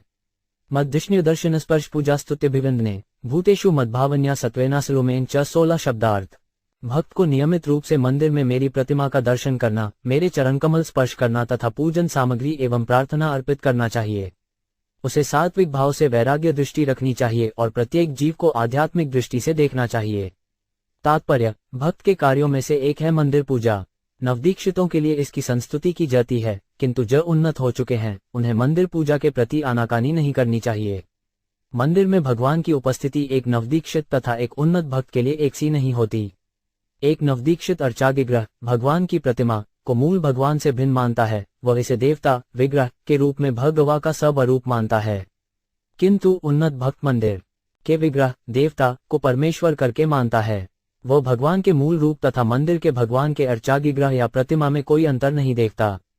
यह उस भक्त की दृष्टि है जिसकी भक्ति भाव अथवा भगवत प्रेम की सर्वोच्च अवस्था में होती है, जबकि नवदीक्षित के लिए मंदिर पूजा एक नैतिक कर्म के रूप में होती है। मंदिर में विग्रह पूजा भक्त के कर्मों में से है। वो नियमित रूप से सुंदर ढंग से सज्जित विग्रह का दर्शन करने जाता है और अत्यंत आदर के साथ भगवा के चरण कमलों का स्पर्श करके फल तथा स्तुति जैसी पूजा की भेंट चढ़ाता है। साथ ही भक्त को चाहिए कि भक्ति में अग्रसर होने के लिए वो अन्य जीवों को आध्यात्मिक स्फुल्लिंग या परमेश्वर के अंश रूप में देखे। भक्त को प्रत्येक जीव का आदर करना चाहिए क्योंकि वो भगवान से संबंधित है। कि सभी जीव मूलतः भगवान के अंश होने के कारण उनसे संबंधित हैं, अतः भक्त को चाहिए कि उन्हें समान आध्यात्मिक स्तर पर समझे। जैसा कि भगवद गीता में कहा गया है, पंडित की दृष्टि में एक विद्वान ब्राह्मण, शूद्र, शूकर, कुत्ता तथा गाय एक समान होते हैं। वो उनके शरीर को नहीं देखता क्योंकि शरीर तो बाह्य वस्त्र के समान है। वह ब्राह्मण या गाय या शूकर के वेश को नहीं देखता, वो तो उस आध्यात्मिक स्फुलिंग को देखता है जो भगवान का अंश रूप है। यदि भक्त प्रत्येक जीव को भगवान के अंश रूप में नहीं देखता तो वह प्रकृति भक्त कहलाता है। वो पूर्णतया आध्यात्मिक पद पर स्थित नहीं होता, अपितु वह भक्ति की निम्नतम अवस्था में होता है। किंतु वह प्रतिमा विग्रह के प्रति समस्त आदर प्रदर्शित करता है। भक्त यद्यपि समस्त जीवों को आध्यात्मिक स्तर पर देखता है, किंतु वह हर एक की संगति करने के लिए लालायित नहीं रहता। चूंकि शेर भगवान का अंश है, अतः इसका अर्थ ये भी नहीं है कि हम उसे गले लगा लें। हमें केवल ऐसे ही व्यक्तियों की संगति करनी चाहिए जिनमें कृष्ण भक्ति हो। हमें ऐसे व्यक्तियों को मित्र बनाना चाहिए और उनका सम्मान करना चाहिए जिन्होंने कृष्ण भक्ति विकसित कर ली है। अन्य जीव असंदिग्ध रूप से परमेश्वर के अंश हैं, किंतु चूंकि उनकी चेतना अब भी प्रच्छन्न है और कृष्ण भक्ति विकसित नहीं हुई, अतः हमें उनकी संगति छोड़ देनी चाहिए। विश्वनाथ चक्रवर्ती ठाकुर ने कहा है कि वैष्णव होते हुए भी यदि किसी का चरित्र अच्छा न हो तो उसको संगति से बचना चाहिए, भले ही वैष्णव के रूप में वह पूजित क्यों न हो। जो भी विष्णु को भगवान के रूप में स्वीकार करता है वह वैष्णव है, किंतु वैष्णव से आशा की जाती है कि वह अपने में देवताओं के सद्गुण विकसित करे। श्रीधर स्वामी ने सत्वेन शब्द का सही अर्थ धैर्यन का पर्यायवाची माना है। मनुष्य को अत्यंत धैर्यपूर्वक भक्ति करनी चाहिए। उसे भक्ति करनी इसलिए नहीं छोड़ देनी चाहिए कि उसके 1 या 2 प्रयास असफल रहे हैं। उसे प्रयास करते रहना चाहिए। श्री रूप गोस्वामी भी पुष्टि करते हैं कि मनुष्य में उमंग होनी चाहिए और अत्यंत धैर्य तथा विश्वास के साथ भक्ति करनी चाहिए। यह विश्वास उत्पन्न करने के लिए कि कृष्ण मुझे अवश्य स्वीकार करेंगे क्योंकि मैं भक्ति कर रहा हूँ, धैर्य अनिवार्य है। सफलता के लिए आवश्यक है कि विधि विधानों के अनुसार सेवा की जाए। महता बहुमानन दीना नामनुकंप्या मैत्रेया चैवात्मतुल्येषु यमैन नियमैन 17 शब्दार्थ। भक्त को चाहिए कि गुरु तथा आचार्यों को सर्वोच्च सम्मान प्रदान करते हुए भक्ति करे। उसे दीनों पर दयालु होना चाहिए और अपनी बराबरी के व्यक्तियों से मित्रता करनी चाहिए, किंतु उसके सारे कार्यकलाप नियम पूर्वक तथा इंद्रिय संयम के साथ संपन्न होने चाहिए। तात्पर्य: भगवद्गीता के 13वें अध्याय में स्पष्ट रूप से कहा गया है कि मनुष्य को भक्ति करनी चाहिए और आचार्य के गुरु बना करके ही आध्यात्मिक ज्ञान के पथ पर अग्रसर होना चाहिए। आचार्योपासनम मनुष्य को आचार्य की उपासना करनी चाहिए, क्योंकि आचार्य वह गुरु है जो वस्तुओं को यथारूप जानता है। गुरु को कृष्ण से चली आ रही शिष्य परंपरा में होना चाहिए। किसी गुरु का पवर्ती उसका गुरु होता है, जो उसका परम गुरु और उसका भी गुरु होता है, और ये सब आचार्यों की शिष्य परंपरा बनाते हैं। यहाँ संस्तुति की गई है कि सभी आचार्यों का सर्वाधिक सम्मान किया जाए। कहा गया है गुरुश नर मते, जिसका अर्थ है गुरुओं को सामान्य व्यक्ति की भांति सोचते हुए। किसी वैष्णव या भक्त को किसी जाति विशेष का सोचना, आचार्यों को सामान्य व्यक्ति के रूप में सोचना या मंदिर की प्रतिमा को पत्थर, काष्ठ या धातु की बनी समझना निंदनीय है। नियमन मान्य विधियों के अनुसार आचार्यों का सर्वाधिक सम्मान किया जाना चाहिए। भक्त को दीनों पर दयालु होना चाहिए। दीन का अर्थ ऐसा व्यक्ति नहीं जो भौतिक रूप से गरीबी के शिकार हैं। भक्ति की दृष्टि से वो व्यक्ति दीन है जो कृष्ण भक्त नहीं है। कोई व्यक्ति कितना ही धनवान का क्यों न हो, किंतु यदि वह कृष्ण भक्त नहीं है तो वह दीन, गरीब है। दूसरी ओर रूप गोस्वामी तथा सनातन गोस्वामी जैसे अनेक आचार्य हुए हैं जो वृक्षों के नीचे रात रात भर रहते थे। ऊपर से लगता था कि वे गरीबी से ग्रस्त हैं, किंतु उनकी रचनाओं से पता चलता है कि आध्यात्मिक जीवन में वे कितने संपन्न महापुरुष थे। जिनमें आध्यात्मिक ज्ञान का अभाव है, भक्त उन दीन आत्माओं को कृष्ण भक्ति का मार्ग दिखलाकर दया दिखाते हैं। भक्त का ये कर्तव्य है, उसे ऐसे व्यक्तियों से मित्रता करनी चाहिए जो उसके समतुल्य हों या जिनका ज्ञान उसी के समान हो। भक्त को सामान्य व्यक्तियों के साथ मित्रता करने का कोई प्रयोजन नहीं है। उसे अन्य भक्तों के साथ मित्रता करनी चाहिए जिससे परस्पर विचार विनिमय करके वे एक दूसरे को आध्यात्मिक बोध के पथ पर अग्रसर करा सकें। ये हृष्टगोष्ठी कहलाती है। भगवद्गीता में बोधयन्तः परस्पर विचार विमर्श करने का निर्देश है। सामान्यतः शुद्ध भक्त अपना अमूल्य समय भगवान कृष्ण या भगवान चैतन्य का कीर्तन करने तथा उनके कार्यकलापों के विषय में परस्पर विचार विमर्श करने में लगाते हैं। ऐसी असंख्य कृतियां हैं, यथा पुराण, महाभारत, भागवत, भगवद्गीता, उपनिषद, जिनमें भक्तों के विचार विमर्श के अनुकूल असंख्य विषय हैं। पारस्परिक रुचियों तथा समझ के आधार पर व्यक्तियों के बीच मैत्री सुदृढ़ होनी चाहिए। ऐसे व्यक्ति स्वजाति कहलाते हैं। भक्त को ऐसे व्यक्ति से विवेक शून्य का 5 बचना चाहिए जिसका चरित्र मानक विवेक के अनुसार स्थिर न हो। भले ही वो वैष्णव या कृष्ण का भक्त क्यों न हो, यदि उसका चरित्र ठीक नहीं है तो उससे दूर रहना चाहिए। मनुष्य को चाहिए कि धीरे धीरे इंद्रियों तथा मन पर संयम प्राप्त करे, विधि विधानों का हरता से पालन करे तथा समान स्तर वाले व्यक्तियों से मित्रता स्थापित करे। आध्यात्मिकानुश्रवणानाम सिद्धिर्ना च में आजजीय नार्यसुलेन निरह क्रिया तथा 18 शब्दार्थ। भक्त को चाहिए कि आध्यात्मिक बात ही सुने और अपने समय का सदुपयोग भगवान के पवित्र नाम के जप में करे। उसका आचरण सुस्पष्ट एवं सरल हो, किंतु वह ईर्ष्यालु न हो। वो सबों के प्रति मैत्रीपूर्ण होते हुए भी ऐसे व्यक्तियों की संगति से बचे जो आध्यात्मिक दृष्टि से उन्नत नहीं हैं। तात्पर्य: आध्यात्मिक बोध में अग्रसर होने के लिए आध्यात्मिक ज्ञान के विषय में प्रामाणिक स्रोतों से श्रवण करना होता है। आध्यात्मिक जीवन को वास्तविकता समझने के लिए कठोर अनुष्ठानों का पालन करना चाहिए और इंद्रियों को नियंत्रण में रखना चाहिए। नियंत्रण प्राप्त करने के लिए आवश्यक है कि मनुष्य अहिंसक तथा सत्यनिष्ठ बने, चोरी न करे, विषयी जीवन से दूर रहे और जीवन निर्वाह के लिए कम से कम आवश्यक वस्तुएं ही अपने पास रखे। वह न तो आवश्यकता से अधिक भोजन करे, न आवश्यकता से अधिक शास्त्र सामान एकत्र करे, सामान्य व्यक्तियों से वृथा वार्तालाप न करे और बिना किसी उद्देश्य के विधि विधानों को न अपनाए। केवल उन्हीं विधि विधानों का पालन करे जिनसे वास्तविक प्रगति हो सके। भगवद गीता में 18 गुण बताए गए हैं, जिनमें से सादगी या सरलता भी एक है। मनुष्य को न तो गर्व करना चाहिए, न अन्यों से व्यर्थ का सम्मान कराना चाहिए। उसे अहिंसक होना चाहिए। अमानित्वम अदम्भित्वम अहिंसा। मनुष्य को अत्यंत सहिष्णु तथा सरल होना चाहिए। उसे गुरु बनाना चाहिए और इंद्रियों पर संयम रखना चाहिए। इसका उल्लेख यहाँ पर और साथ ही थर्यवद गीता में भी हुआ है। मनुष्य को प्रामाणिक स्रोतों से श्रवण करना चाहिए कि आध्यात्मिक जीवन में किस तरह प्रगति की जाए। ऐसे उपदेश आचार्य से ग्रहण करने चाहिए और उनको आत्मसात करना चाहिए। यहाँ पर न्याय संकीर्णाच्य का विशेष उल्लेख है, अर्थात मनुष्य को भगवान के पवित्र नाम हरे कृष्ण कृष्ण कृष्ण हरे हरे, हरे राम राम राम हरे हरे का कीर्तन या तो अकेले या मिलकर करना चाहिए। भगवान चैतन्य ने आध्यात्मिक उन्नति के मूलभूत सिद्धांत के रूप में भगवान के पवित्र नाम के कीर्तन पर विशेष बल दिया है। एक अन्य शब्द यहाँ प्रयुक्त हुआ है, आजवन, जिसका अर्थ है बिना कूटनीति के। भक्त को अपने हितार्थ कोई योजना नहीं बनानी चाहिए। निस्संदेह धर्मोपदेशकों को भगवान के ध्येय को पूरा करने के लिए कभी कभी समुचित मार्ग निर्देशन के अंतर्गत कुछ योजनाएं बनानी पड़ती हैं, किंतु जहां तक अपना हित है उसके संबंध में भक्त को सदैव कूटनीति से रहित होना चाहिए और उसे ऐसे व्यक्तियों से दूर रहना चाहिए जो आध्यात्मिक उन्नति नहीं कर पा रहे। एक अन्य आर्य भी शब्द प्रयुक्त हुआ है। आर्य वे व्यक्ति हैं जो कृष्ण चेतना में प्रगति करने के साथ ही भौतिक समृद्धि में भी उन्नति करते हैं। आर्य तथा अनार्य, असुर तथा असुर के बीच जो अंतर है वो उनको आध्यात्मिक प्रगति के स्तरों में अंतर है। ऐसे व्यक्तियों की संगति वर्जित है जो आध्यात्मिक दृष्टि से उन्नत नहीं है। भगवान चैतन्य का उपदेश था असक्त सग्ग त्याग। जो लोग नाशवान वस्तुओं के प्रति अनुरक्त हैं, ऐसे व्यक्तियों का त्याग करो।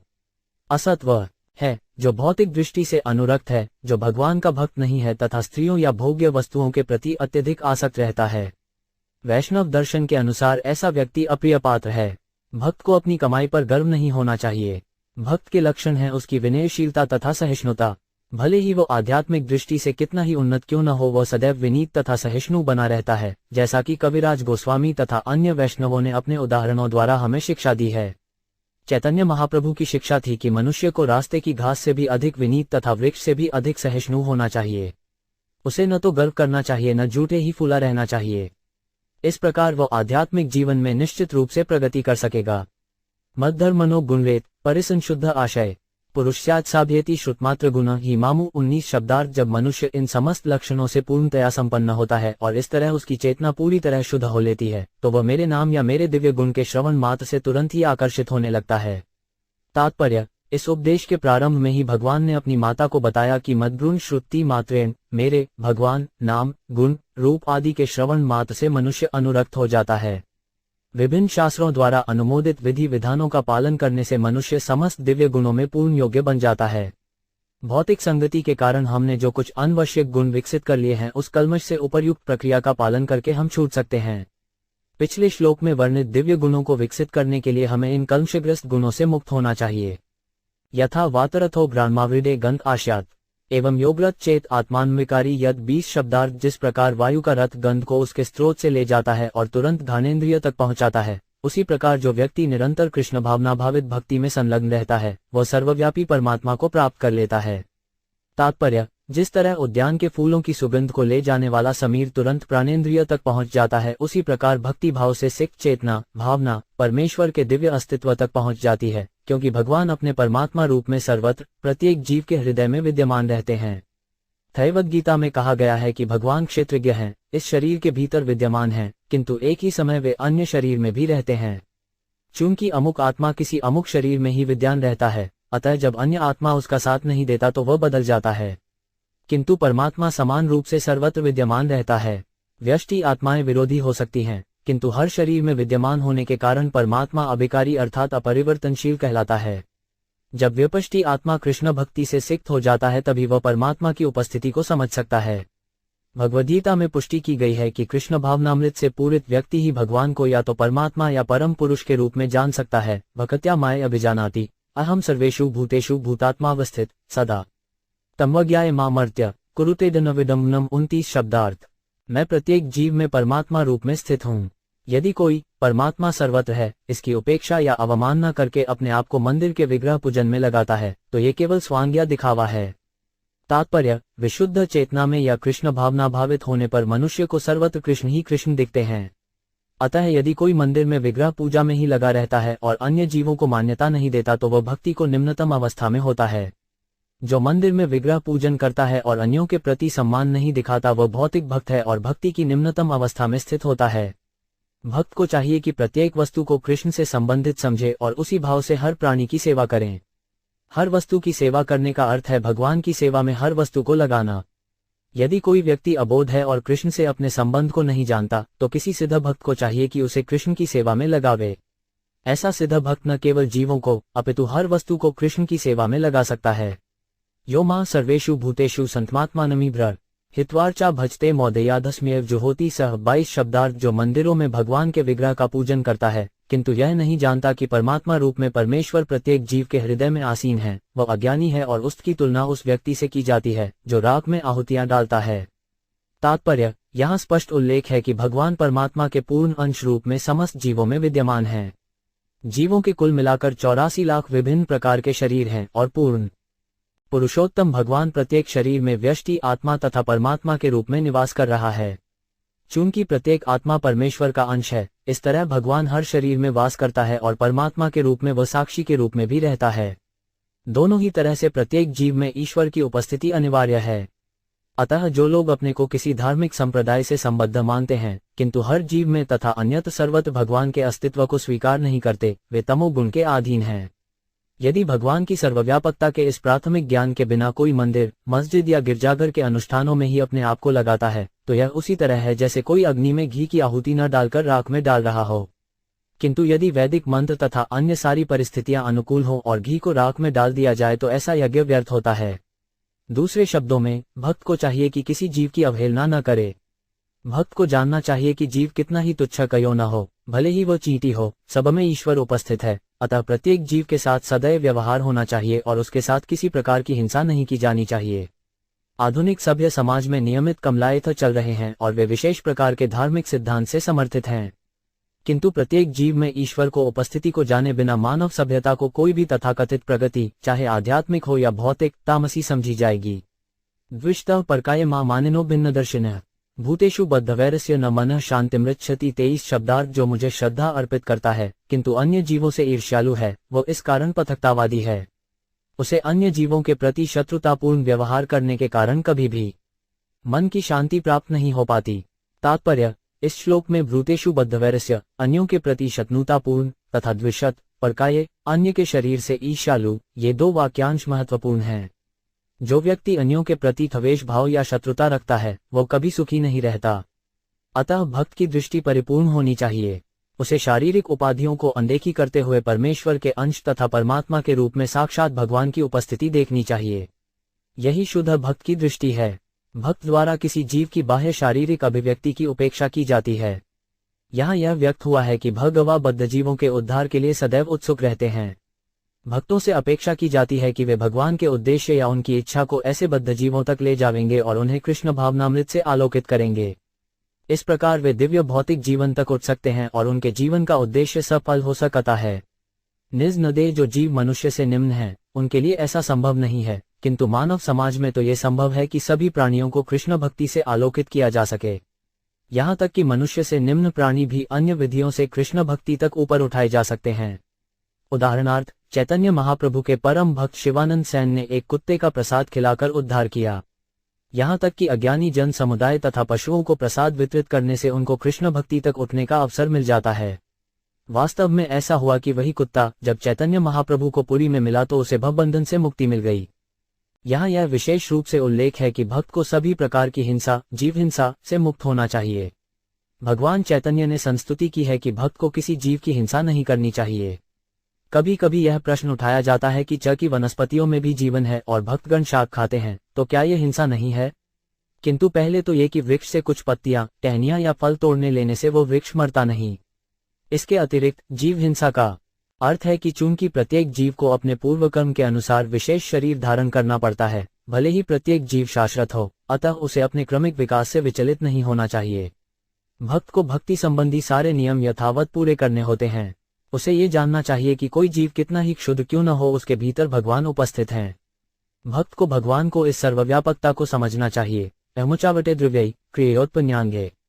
नैव तुषेदर्चितो 5 अचाया भूतग्रामाव मानिन 24 शब्दार्थ है माते। भले ही कोई पुरुष सही अजुष्ठानों तथा सामग्री द्वारा मेरी पूजा करता हो, किंतु यदि वह समस्त प्राणियों में मेरी उपस्थिति से अनजान रहता है, तो वह मंदिर में मेरे विग्रह की कितनी ही पूजा क्यों न करे, मैं उससे कभी प्रसन्न नहीं होता।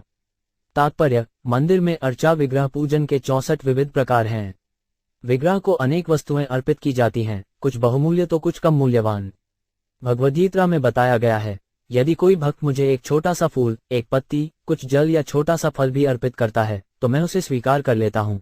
वास्तविक प्रयोजन तो ईश्वर के प्रति प्रेमा भक्ति को प्रकट करना है, भेंटें तो गौण हैं। यदि भगवान के प्रति प्रेमा भक्ति उत्पन्न नहीं हो पाई और यदि बिना वास्तविक भक्ति के भोजन, फल तथा फूल अर्पित किए जाते हैं, तो इस भेंट को भगवान स्वीकार नहीं करते। हम भगवान को घूस नहीं दे सकते, वे इतने महान हैं कि हमारी घूस का कोई महत्व नहीं रहता, न ही उनके पास अभाव है, वे स्वयं पूर्ण है, तो फिर हम उन्हें क्या भेंट कर सकते हैं? हर वस्तु उन्हीं के द्वारा उत्पन्न है, हम केवल अपना प्रेम तथा कृतज्ञता प्रकट करते हैं। ये कृतज्ञता तथा ईश प्रेम उस शुद्ध भक्त द्वारा प्रकट होता है जो ये जानता है कि भगवान हर प्राणी में निवास करते हैं। इस तरह मंदिर पूजा में प्रसाद वितरण सम्मिलित है। ऐसा नहीं है कि कोई अपने निजी घर में मंदिर बना ले, भगवान को कुछ अर्पित करे और तब खाए। हाँ, भगवान के साथ अपना संबंध समझे बिना भोजन बनाकर खाने की अपेक्षा ऐसा करना उत्तम है। जो लोग ऐसा कर रहे हैं वे पशुओं के तुल्य हैं। किंतु जो भक्त ज्ञान के उच्च स्तर तक पहुंचना चाहता है उसे जानना चाहिए कि भगवान प्रत्येक जव में विद्यमान है और जैसा कि पिछले श्लोक में बताया गया है उसे अन्य प्राणियों पर कृपालु होना चाहिए। भक्त को भगवान की पूजा करनी चाहिए, अपने समधर्मियों के साथ मित्र भाव रखना चाहिए और अज्ञानियों के प्रति दयालु होना चाहिए। अज्ञानी जीवों के प्रति कृपा दिखाने के लिए प्रसाद वितरण करना चाहिए। जो लोग भगवान पर भेंट चढ़ाते हैं उनके लिए आवश्यक है कि अज्ञानी जन समूह को प्रसाद बांटें। असली प्रेम तथा भक्ति भगवान को ग्राह्य है। यदि मनुष्य भूखा न हो और उसको अनेक बहुमूल्य भोज्य पदार्थ भेंट किए जाएं तो यह उसके लिए व्यर्थ है। इसी प्रकार भले ही हम विग्रह को अनेक बहुमूल्य सामग्री अर्पित करें, किंतु यदि हम में भक्तिभाव नहीं है और भगवान की सर्वत्र उपस्थिति का बोध नहीं है, तो हम में भक्ति का अभाव है। ऐसी अज्ञान की अवस्था में हम भगवान को स्वीकृत कोई वस्तु भेंट नहीं कर सकते। अर्चादावचेयतावदीश्वर मां स्वकर्मकृत यावग वेद स्वहृदि सर्वभूतेष्वस्थितम 27 शब्दार्थ। मनुष्य को चाहिए कि अपने निर्दिष्ट कर्म करते हुए भगवान के अर्चा विग्रह का तब तक पूजन करता रहे जब तक उसे अपने हृदय में तथा साथ ही साथ अन्य जीवों के हृदय में मेरी उपस्थिति का अनुभव न हो जाए। तात्पर्य: यहाँ पर उन लोगों के लिए भी भगवान के विग्रह, प्रतिमा की पूजा करने की आज्ञा दी गई है जो केवल अपने निर्दिष्ट कर्म में लगे रहते हैं। विभिन्न वर्ण के लोगों यथा ब्राह्मण, क्षत्रिय, वैश्य तथा शूद्र वर्ण के लोगों तथा विभिन्न आश्रमों यथा ब्रह्मचर्य, गृहस्थ, वानप्रस्थ तथा संन्यास के लिए कुछ निर्दिष्ट कर्म हैं। मनुष्य को तब तक भगवान के विग्रह, प्रतिमा की पूजा करनी चाहिए जब तक वह प्रत्येक जीव में भगवान की उपस्थिति का अनुभव न करने लगे।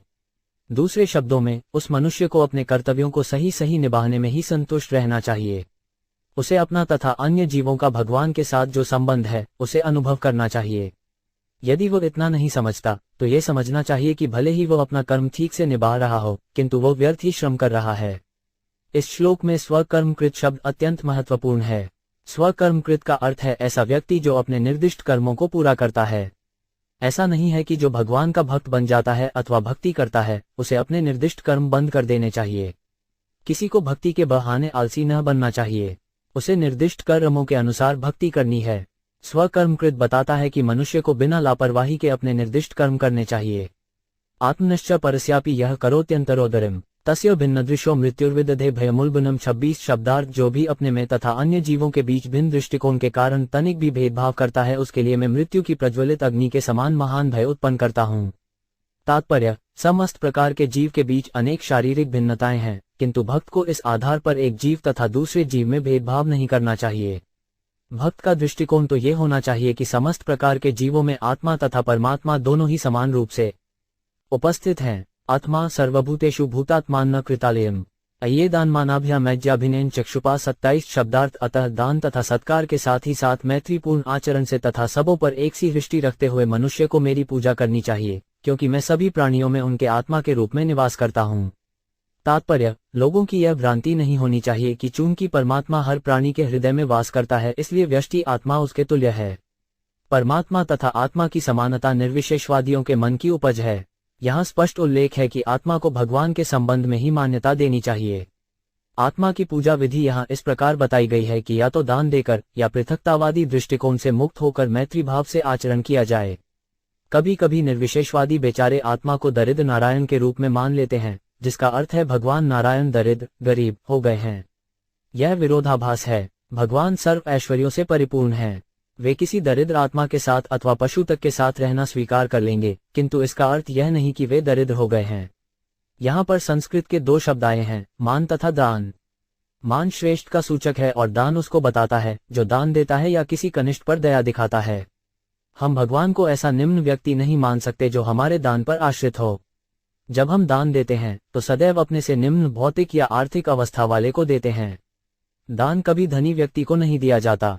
इसी प्रकार अप्रत्यक्षतः बताया गया है कि मान या आदर श्रेष्ठ को दिया जाता है, जबकि दान अपने से निम्न को। अपने कर्मफलों के अनुसार जीवात्मा धनी या निर्धन हो सकता है, किंतु परमेश्वर अपरिवर्तित रहा आता है। वह तो सदैव 6 ऐश्वर्यों से संपन्न रहता है। जीवों के प्रति संभाव रखने का अर्थ यह नहीं है कि उस जीव के साथ भगवा जैसा व्यवहार बरता जाए। दया तथा मैत्री का अर्थ यह नहीं है कि किसी को झूठे ही परमेश्वर के उच्च पद तक उठा दिया जाए। किंतु साथ ही हमें इस भ्रम में भी नहीं पड़ना चाहिए कि शूकर जैसे पशु के हृदय में स्थित परमात्मा तथा एक विद्वान ब्राह्मण के हृदय में स्थित परमात्मा भिन्न भिन्न है। सभी जीवों में स्थित परमात्मा एक ही परमेश्वर है। अपनी सर्वशक्तिमता से भगवान कहीं भी रह सकता है और कहीं भी वैकुंठ लोक जैसी परिस्थिति उत्पन्न कर सकता है। यही उनकी अचिंत्य शक्ति है। अतः जब नारायण एक शूकर के हृदय में वास करता है तो वह शूकर नारायण नहीं बन जाता। वो शूकर की देह से अप्रभावित रहकर सदैव नारायण बना रहता है। जीवा श्रेष्ठा जीवाना ततः प्राणभूता शुभे ततः सचिता प्रव्रास्तत श्रेंद्रिय वृत। 28 शब्दार्थ है। कल्याणी माँ, जीवात्माएं अचेतन पदार्थों से श्रेष्ठ हैं और इनमें से जो जीवन के लक्षणों से युक्त हैं वे श्रेष्ठ हैं। इनकी अपेक्षा विकसित चेतना वाले पशु श्रेष्ठ हैं और इनसे भी श्रेष्ठ वे हैं जिनमें इंद्रिय अनुभूति विकसित हो चुकी है। तात्पर्य, पिछले श्लोक में बताया गया है कि जीव का सम्मान दान तथा मैत्री भाव से होना चाहिए। इस श्लोक में तथा अगले श्लोकों में विभिन्न कोटि के जीवों का वर्णन किया गया है, जिससे लोग जान सके कि कब दान देना चाहिए और कब मित्रता का व्यवहार करना चाहिए। उदाहरणार्थ, शेर एक जीव है, भगवान का अंश है और परमेश्वर इसके हृदय में परमात्मा रूप में न वास करते हैं। किंतु क्या इसका अर्थ ये होता है कि हम शेर से मित्रता का व्यवहार करें? कदापि नहीं। हमें उसके साथ भिन्न प्रकार से व्यवहार करना होगा। हमें प्रसाद के रूप में दान देना होगा। जंगल में रहने वाले अनेक संत जनशरों के साथ मैत्री भाव नहीं बरतते, किंतु वे उन्हें प्रसाद देते हैं। शेर आते हैं, प्रसाद लेते हैं और चले जाते हैं, ठीक वैसे ही जैसे कुत्ते करते हैं। वैदिक प्रथा के अनुसार कुत्ते को घर के भीतर नहीं जाने देते।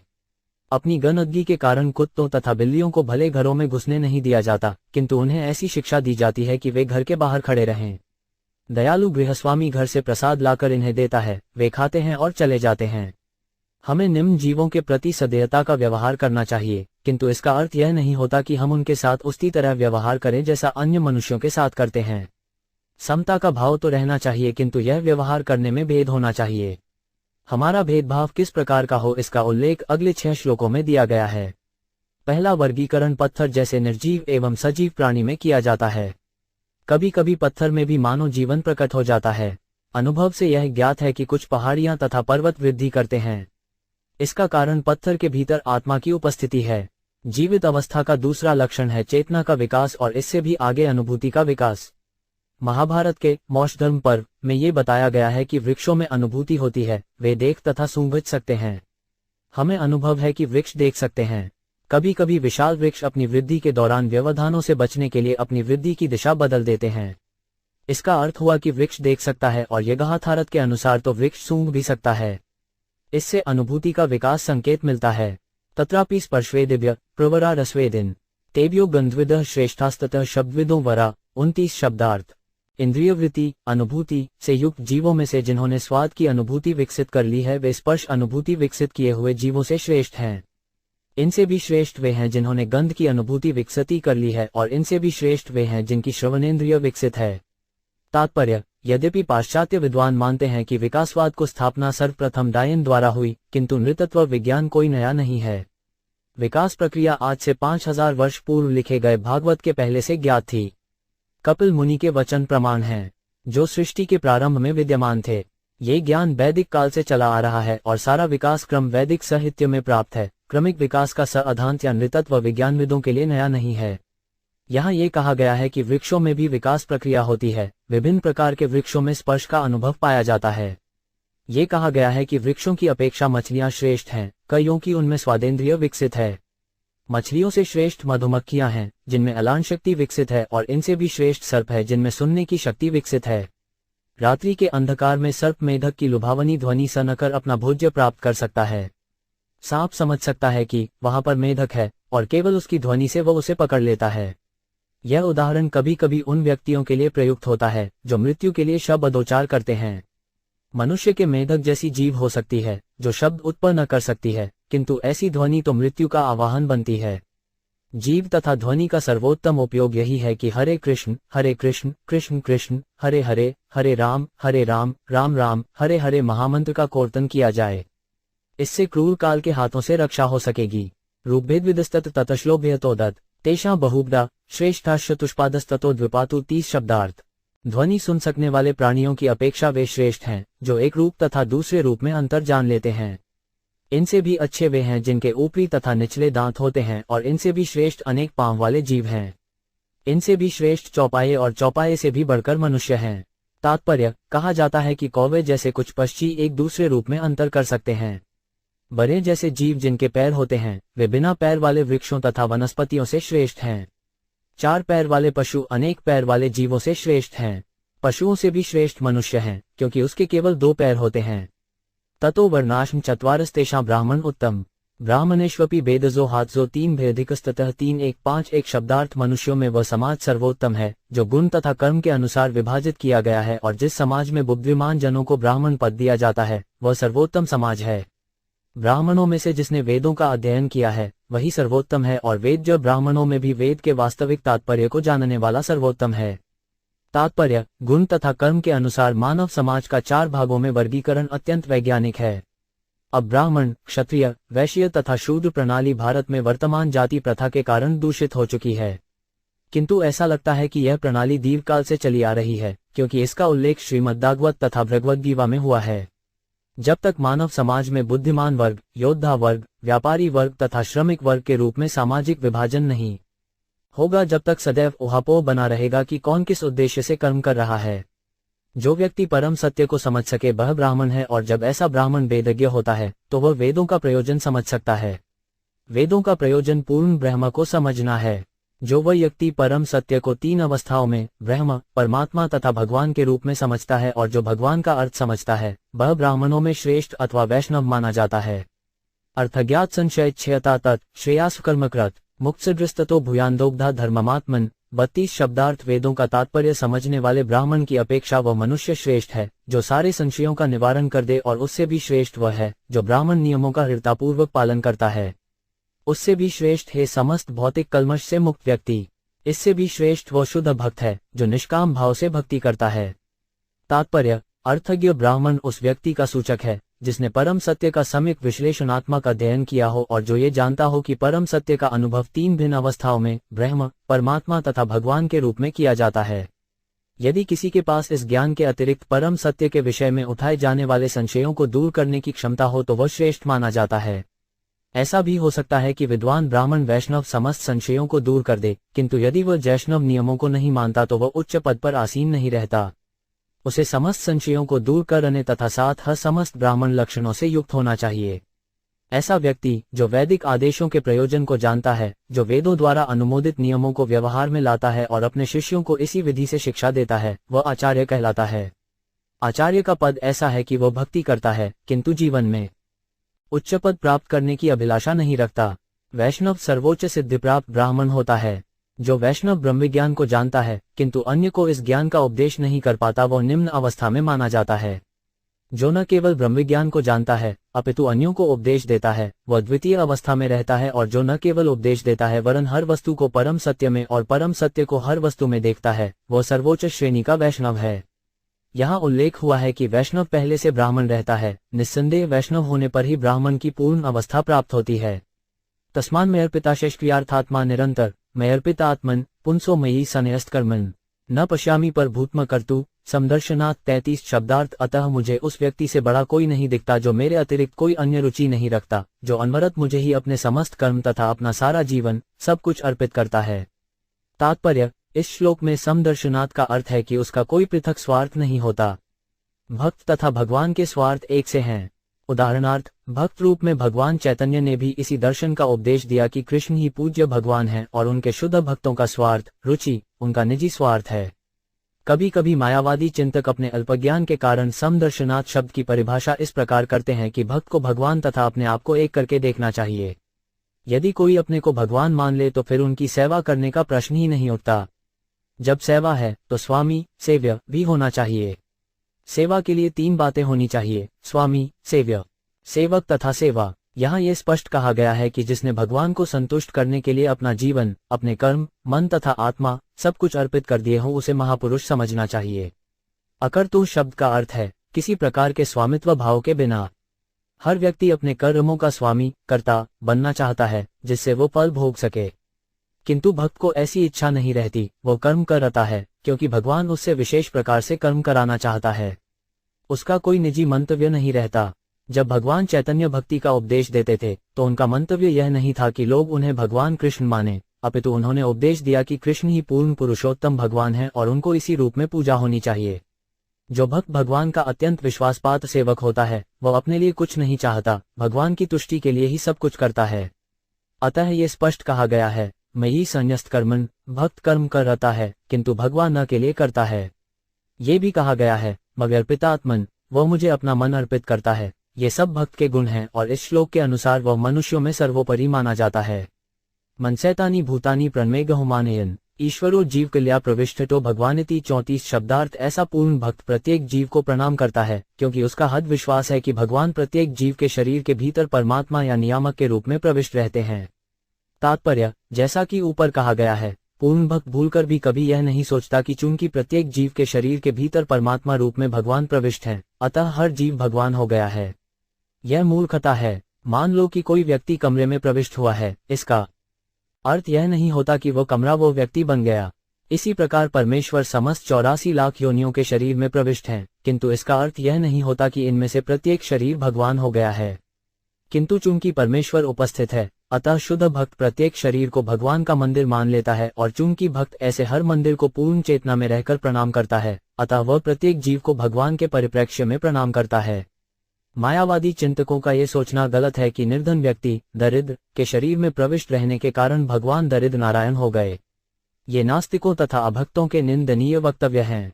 भक्तियोगशन योगश्च मया मानव्युदीरित येयोरिकरेण्यः पुरुष ब्रजेय 37 शब्दार्थ। हे माता, हे मनुपुत्री, जो भक्त इस प्रकार से भक्ति तथा योग का साधन करता है उसे केवल भक्ति से ही परम पुरुष का धाम प्राप्त हो सकता है। तात्पर्य, यहाँ पर भगवान कपिल देव ने ठीक ठीक बताया है कि अष्टांग योग इस उद्देश्य से संपन्न किया जाता है जिससे भक्ति योग की पूर्ण अवस्था प्राप्त हो सके। मनुष्य को केवल आसन लगाने का अभ्यास करके तथा अपने को पूर्ण समझकर संतुष्ट नहीं हो जाना चाहिए। ध्यान के द्वारा उसे भक्ति योग की अवस्था प्राप्त करनी चाहिए। जैसा कि पहले कहा जा चुका है, योगी को चरणतल से पांवों, घुटनों, जांघों से होते हुए वक्षस्थल और गले तक भगवान विष्णु के रूप का ध्यान करना चाहिए और धीरे धीरे उठते हुए उनके मुखमंडल तथा आभूषणों तक पहुंचना चाहिए। निराकार में ध्यान का कोई प्रश्न नहीं रहता। जब भगवान के इस प्रकार विस्तृत ध्यान के बाद भगवत प्रेम की बारी आती है तो यही स्तर भक्ति योग का है और इस स्तर पर उसे दिव्य प्रेमतश भगवा की वास्तविक सेवा करनी चाहिए। जो कोई योग का अभ्यास करके भक्ति योग तक पहुंचता है वह भगवान को उनके दिव्य धाम में प्राप्त करता है। यहाँ पर स्पष्ट रूप से कहा गया है, पुरुष व्रजेतु, जीव परम पुरुष के पास जाता है। गुणात्मक दृष्टि से जीव तथा भगवान एक हैं, दोनों ही पुरुष कहलाते हैं। जीव तथा भगवान दोनों में पुरुष के गुण होते हैं। पुरुष का अर्थ है भोक्ता और भोग की भावना जीव तथा परमेश्वर दोनों में पाई जाती है। अंतर इतना है कि दोनों में भोग की मात्रा बराबर नहीं होती। जब वह भगवान के तुल्य आनंद का अनुभव नहीं कर पाता। यहाँ एक निर्धन तथा एक धनी व्यक्ति का दृष्टांत लिया जा सकता है। दोनों में भोग को इच्छा उपस्थित है, किंतु जब निर्धन व्यक्ति अपनी इच्छाओं को धनी व्यक्ति के साथ जोड़ देता है और जब धनी तथा निर्धन व्यक्ति में परस्पर सहयोग होता है तो भोग समान रूप से भोगा जाता है। ये भक्ति योग जैसा है। पुरुष ब्रजित, जब जीव भगवान के धाम में प्रवेश करता है और उनको आनंद प्रदान करते हुए उन्हें सहयोग पहुंचाता है तो उसे उतना ही आनंद या वही सुविधा प्राप्त होती है जो भगवान को होती है। इसके विपरीत जब वह भगवा को नकल करके भोग करना चाहता है तो उसकी इच्छा माया कहलाती है और यह उसे भौतिक जगत में ला देती है। जो जीव अपने लिए ही भोग करना चाहता है और ईश्वर को कोई सहयोग नहीं देता वह भौतिकतावादी जीवन में लगा होता है। किंतु ज्यों ही वह अपना भोग पूर्ण पुरुषोत्तम भगवान के साथ जोड़ देता है कि वह आध्यात्मिक जीवन बिताने लगता है। यहाँ पर एक उदाहरण दिया जा सकता है, शरीर के विभिन्न अंग स्वतंत्र रूप से जीवन का आनंद नहीं उठा सकते। उन्हें पूर्ण शरीर के साथ सहयोग करना चाहिए तथा पेट को भोजन देना चाहिए। ऐसा करने पर शरीर के भिन्न भिन्न अंग सारे शरीर के सहयोग से समान रूप से भोग करते हैं। अचिंत्य भेदाभेद का यही दर्शन है, अर्थात एक साथ एकत्व तथा अंतर। ईश्वर की इच्छा के विरुद्ध जीव जीवन का आनंद नहीं भोग सकता। उसे भक्ति योग के अभ्यास द्वारा अपने सारे क्रियाकलाप भगवान के साथ साथ करने होंगे। यहाँ ये कहा गया है कि या तो योग विधि से या भक्ति योग के द्वारा भगवान तक पहुंचा जा सकता है। ये संकेत करता है कि यथार्थ में योग तथा भक्ति योग में कोई अंतर नहीं है, क्योंकि दोनों का लक्ष्य विष्णु है। किंतु आधुनिक युग में एक नवीन योग पद्धति निर्मित की गई है जो शून्य तथा निराकार को लक्ष्य बनाती है। वस्तुतः योग का अर्थ है विष्णु के स्वरूप का ध्यान। यदि प्रामाणिक निर्देश के अनुसार योगाभ्यास किया जाए तो योग तथा भक्ति योग में कोई अंतर नहीं रह जाता। एतद्भगवतो रूप ब्रह्मन् परमात्मन पर प्रधान पुरुष दैवम कर्म विचेष्टितम 36 शब्दार्थ। वह पुरुष जिस तक प्रत्येक जीव को पहुंचना है उस भगवान का शाश्वत रूप है जो ब्रह्म तथा परमात्मा कहलाता है। वह प्रधान दिव्य पुरुष है और उसके कार्यकलाप आध्यात्मिक हैं। तात्पर्य, जिस पुरुष तक जीव को पहुंचना है उसे विभेदित करने के लिए समस्त जीवों में प्रमुख कहा गया है और यह नराका ब्रह्मतेज तथा परमात्मा का अंतिम स्वरूप है। चूंकि वो ब्रह्मतेज तथा परमात्मा का उत्पत्ति स्थान है इसलिए उसे मुख्य पुरुष कहा गया है। कठोपनिषद में पुष्टि की गई है, नित्यो नित्यानाय, शाश्वत जीव तो अनेक हैं किंतु वह मुख्य पालक है। इसकी पुष्टि भगवद गीता में भी हुई है, जहां भगवान कहते हैं, अहम सर्वस्य प्रथम, मैं हर वस्तु का मूल हूं जिसमें ब्रह्मतेज तथा परमात्मा सम्मिलित है। उनके कार्यकलाप दिव्य हैं, जैसी कि भगवद गीता से पुष्टि हुई है। जन्म कर्म क्षमे दिव्यमु, भगवान के कार्यकलाप तथा उनका प्राकस्य एवं तिरोधान सभी दिव्य हैं। इन्हें भौतिक नहीं मानना चाहिए। जो कोई इस तथ्य को समझता है कि उनके कार्यकलाप, प्राकट्य तथा तिरोधान सारे भौतिक कार्यों या भौतिक अनुभूति से परे हैं, वह मुक्त हो जाता है। योग का अति तत्वत त्यक्त्वा देह पुनर्जन्य, ऐसा व्यक्ति अपना शरीर त्यागने पर पुनः इस संसार में नहीं आता, अपितु परम पुरुष के पास चला जाता है। यहाँ पर इसी की पुष्टि है। पुरुष बरजित भगवान की दिव्य प्रकृति तथा उनके कार्यकलापों को समझ लेने से ही जीव भगवान के पास आता है। रूपभेदास्पदम दिव्यम काल इत्यभिधीयते भूतानैन महदादीना यतो भिन्नच्छा भयम 37 शब्दार्थ। विभिन्न भौतिक रूपात्रों को उत्पन्न करने वाला काल भगवान का ही एक अन्य स्वरूप है। जो व्यक्ति यह नहीं जानता कि काल तथा भगवान एक ही हैं, वह काल से भयभीत रहता है। तात्पर्य, हर कोई काल की गतिविधियों से भयभीत रहता है, किंतु जो ये जानता है कि कल भगवान का दूसरा स्वरूप है, उसे काल प्रभाव से तनिक भी भय नहीं होता। रूपभेदास्पदम पद अत्यंत महत्वपूर्ण है। काल के प्रभाव से न जाने कितने स्वरूप बदलते रहते हैं। उदाहरणार्थ, जब बच्चा पैदा होता है तो उसका रूप छोटा होता है, किंतु कालक्रम से वही रूप बड़े रूप में बदल जाता है, पहले एक बालक के शरीर में और फिर तरुण पुरुष के शरीर में बदल जाता है। इसी प्रकार प्रत्येक वस्तु काल द्वारा या भगवान के अप्रत्यक्ष नियंत्रण द्वारा बदलती रहती है। सामान्यतया हमें एक शिशु, एक बालक या एक तरुण पुरुष के शरीर में अंतर नहीं दिखता, क्योंकि हमें पता है कि यह काल का प्रभाव है। जो व्यक्ति यह न जानता हो कि काल किस प्रकार क्रिया करता है, उसके लिए काल भय का कारण है। योऽन्तः प्रविश्य भूतानि भूतत्यखिलाश्रे स विष्णुवाख्योऽध्यज्ञोऽयि सौ काल तुल्यता प्रभु। 38 शब्दार्थ। समस्त यज्ञों के भोक्ता भगवान विष्णु काल स्वरूप हैं तथा समस्त स्वामियों के स्वामी हैं। वे प्रत्येक के हृदय में प्रविष्ट करने वाले हैं, वे सबके आश्रय हैं और प्रत्येक जीव का दूसरे जीव के द्वारा संहार कराने का कारण है। तात्पर्य, इस श्लोक में भगवान विष्णु का स्पष्ट वर्णन हुआ है। वे परम भोक्ता हैं और अन्य सभी उनके दास रूप में कार्य कर रहे हैं। जैसा कि चैतन्य चरितामृत आदि 5.14 में कहा गया है, एकले ईश्वर कृष्ण विष्णु एकमात्र ईश्वर हैं, और सब भृत्य अन्य सब उनके दास हैं। ब्रह्मा, शिव तथा अन्य देवता हैं। यही विष्णु प्रत्येक के हृदय में परमात्मा रूप में प्रवेश करते हैं और दूसरे जीव के द्वारा जीव का संहार करते हैं। न चास्य कृष्णचिदेतो न द्वेष्यो न च बांधव आविशिष्ट प्रमतोसौ प्रमद जन्मंत कुरत। 39 शब्दार्थ। भगवान का न तो कोई प्रिय है, न ही कोई शत्रु या मित्र है, किंतु जो उन्हें भूले नहीं हैं उन्हें वे प्रेरणा प्रदान करते हैं और जो उन्हें भूल चुके हैं उनका क्षय करते हैं। तात्पर्य, भगवान विष्णु के साथ अपने उस संबंध को भूलना, विस्मृति ही मनुष्य के जन्म मृत्यु के चक्र का कारण है। जब वह उतना ही सनातन है जितना कि परमेश्वर है, किंतु जीव अपनी विस्मृति के कारण इस प्रकृति में आता है और एक शरीर से दूसरे में देहांतर करता है। जब शरीर नष्ट हो जाता है तो वह सोचता है कि उसका भी नाश हो गया। वास्तव में भगवान विष्णु के साथ अपने संबंध की यह विस्मृति ही उसके विनाश का कारण है। जो व्यक्ति मूल संबंध की स्मृति सजग रखता है वह भगवान से प्रेरणा प्राप्त करता है, किंतु इसका यह अर्थ नहीं है कि भगवान किसी का शत्रु है और किसी का मित्र है। वह सबों की सहायता करता है और जो भौतिक शक्ति माया के प्रभाव से मोहित नहीं होता वह बच जाता है, और जो मोहग्रस्त हो जाता है वह नष्ट हो जाता है। इसीलिए कहा गया है, हरे विना न मृत्यु वरंती, परमेश्वर की सहायता के बिना कोई जन्म मृत्यु के चक्र से बच नहीं सकता। इसलिए सभी जीवों का धर्म है कि वे विष्णु के चरण कमलों की शरण ग्रहण करें और अपने को जन्म मरण के चक्र से बचा लें। यद्भयाद्वाति वातो 5 यम सूर्यस्पति यद्भयात् यद्भयाद वर्षति देवो भगनो भाति यद्भयात् 40 शब्दार्थ। भगवान के ही भय से वायु बहती है, उन्हीं के भय से सूर्य चमकता है, वर्षा का देवता पानी बरसाता है और उन्हीं के भय से नक्षत्रों का समूह चमकता है। तात्पर्य, भगवद गीता में भगवान का वचन है, मयाध्यक्षेण प्रकृति सुअते, प्रकृति मेरे निर्देशन में कार्य करती है। मूर्ख व्यक्ति सोचता है कि प्रकृति स्वतः कार्यशील है, किंतु वैदिक साहित्य द्वारा ऐसे अनीश्वरादि सिद्धांत की पुष्टि नहीं होती।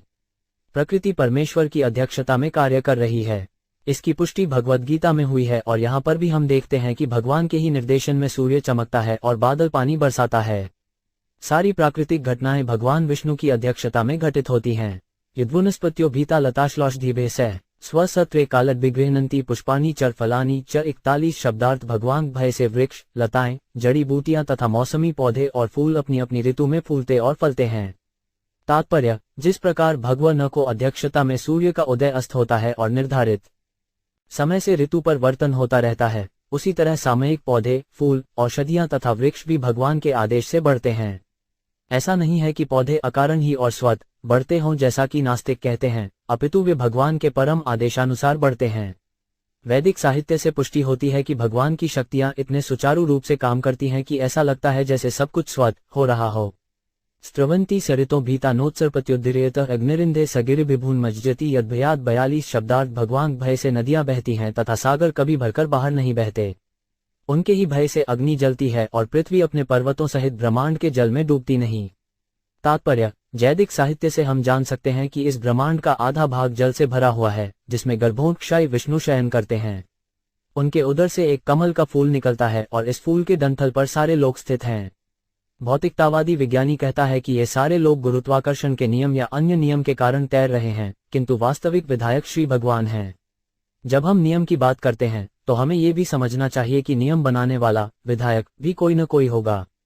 भौतिक विज्ञानी प्रकृति के नियमों को खोज तो सकते हैं, किंतु वे नियामक विधायक को पहचान नहीं पाते। श्रीमद्भागवत तथा भगवद गीता से हम जान सकते हैं कि नियम बनाने वाला कौन है। नियम बनाने वाला पूर्ण पुरुषोत्तम भगवान है। ये कहा गया है कि सारे लोग कभी डूबते नहीं, क्योंकि वे भगवान के आदेश से या उनकी शक्ति से तैर रहे हैं, अतः वे ब्रह्मांड का आधा भाग घेरने वाले जल में डूबते नहीं। सारे लोग अपने अपने पर्वतों, समुद्रों, महासागरों, नगरों, महलों आदि के कारण भारी हैं, फिर भी तैरते रहते हैं। इस श्लोक से यह समझ में आता है कि वायु में तैरने वाले अन्य समस्त लोकों में इसी लोक की भांति सागर तथा पर्वत हैं। नभो ददाति श्रवस्ता पद्यत्रियमाद्यः लोक स्वदेह तनुते महान सप्तभिरावृतम। 43 शब्दार्थ। भगवान की नियंत्रण में अंतरिक्षी में आकाश सारे लोकों को स्थान देता है जिनमें असंख्य जीव रहते हैं। उन्हीं के नियंत्रण में ही सकल विराट शरीर अपने 7 कोशों सहित विस्तार करता है। तात्पर्य, इस श्लोक से पता चलता है कि बाह्य अंतरिक्ष में सारे लोग तैर रहे हैं और उन सबों में जीव हैं। क्षस्ताम का अर्थ है जो श्वास लेते हैं, अर्थात जीवित प्राणी। इन सबको धारण करने के लिए असंख्य लोक हैं। प्रत्येक लोक में अगणित जीव हैं और भगवान के परम आदेश से आकाश में आवश्यक अंतरिक्ष है।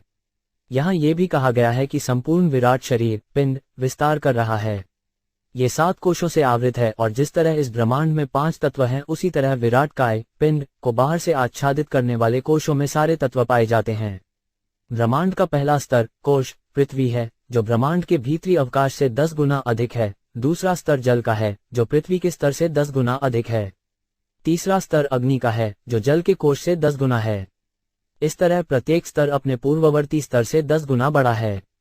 गुणाभिमानिनो देवा सर्गादिश्वस्य यद्भवात् वर्तन्ते दिनोयुग येषां वश एतच्चिराचिरम। 44 शब्दार्थ। भगवान भय से ही प्रकृति के गुणों के अधिष्ठाता देवता सृष्टि, पालन तथा संहार का कार्य करते हैं। इस भौतिक जगत की प्रत्येक निर्जीव तथा सजीव वस्तु उनके ही अधीन है। तात्पर्य, प्रकृति के तीनों गुण सतो, रजो तथा तमो गुण 3 देवों के अधीन हैं।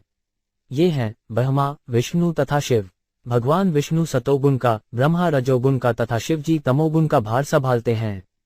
इसी प्रकार से अन्य अनेक देवता हैं जिनके अधीन वायु विभाग, जल विभाग, बादल विभाग हैं।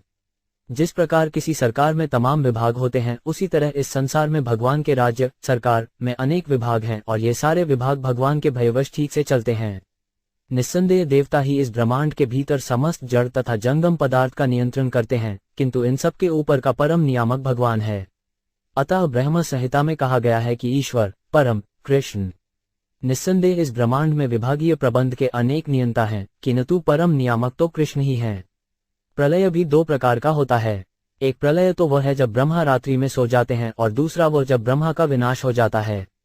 जब तक ब्रह्मा मर नहीं जाते तब तक सृष्टि, पालन तथा संहार का काम विभिन्न देवताओं द्वारा परमेश्वर की अध्यक्षता में चलता रहता है। सो 5 निंतो 5 नत्करः कालो 5 नादिरादिकृद्यः जन जनन जनयन मार्य पृथ्युनातकम 45 शब्दार्थ शाश्वत काल खंड का न आदि है और न अंत। वो इस बात की संसार के सृष्टा भगवान का प्रतिनिधि है। वो दैश्य जगत का अंत कर देता है, एक को मारकर दूसरे को जन्म देता है और इसका सृजन कार्य करता है। इसी तरह मृत्यु के स्वामी यम को भी नष्ट करके ब्रह्मांड का विलय कर देता है। तात्पर्य, भगवान के प्रतिनिधि स्वरूप काल के प्रभाव से ही पिता पुत्र को जन्म देता है और पिता क्रूर मृत्यु के प्रभाव से मर जाता है, किंतु काल के प्रभाव से क्रूर मृत्यु का स्वामी भी मारा जाता है। दूसरे शब्दों में, इस संसार के सारे देवता हमारी ही तरह नाशवान हैं। हमारा जीवन अधिक से अधिक 100 वर्ष चलता है। इसी तरह यद्यपि देवताओं का जीवन लाखों वर्ष चलता है, किंतु वे भी शाश्वत नहीं हैं। इस संसार में कोई भी अनंत काल तक जीवित नहीं रह सकता। ये दृश्य जगत भगवान के इशारे से उत्पन्न होता है, पलता है और विनष्ट होता है।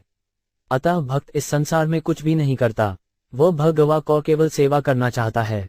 यही दास्य भाव शाश्वत है और सेवा भी शाश्वत बनी रहती है। इस प्रकार श्रीमद्भागवत के वृतीय स्कंद के अंतर्गत भगवान कापिल द्वारा भक्ति की व्याख्या नापक 29वें अध्याय के भक्तिवेद्यंत तात्पर्य पूर्ण हुए।